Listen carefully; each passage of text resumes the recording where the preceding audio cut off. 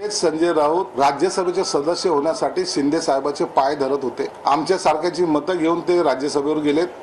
अवघ्या अर्ध्या मताने ते निवडून आलेले आणि दाढीने जर एकदा जर त्या दाढीवर जर हात फिरवला असता शिंदे साहेबांनी तर यांना बोंबलायला सुद्धा जागा राहिली नसती। दाढीला हलक्यात घेऊ नका, आताही सांगतोय। दाढीला हलक्यात घेऊ नका, मग दाढी करा। दाढी काय घेऊन बसला? हा, दाढी फक्त छत्रपती शिवाजी महाराजांना शोभली, बाकीच्या दाढ्या औरंगजेबाला होत्या।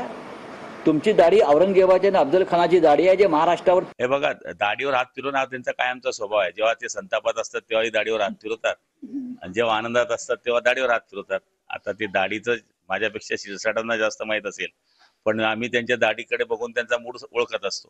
त्या संजय राऊतनं सगळा सत्यानाश केलाय।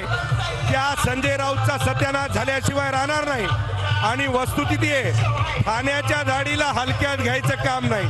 त्यांनी दाढीवरून हात फिरवला की समजायचं महाराष्ट्रामध्ये भूकंप झाल्याशिवाय राहणार नाही।